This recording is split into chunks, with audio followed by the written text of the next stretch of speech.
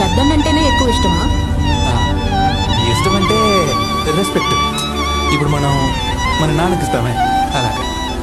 Friends మాదిరి మొత్తం నా కోసం ఏమైనా చేస్తాడు.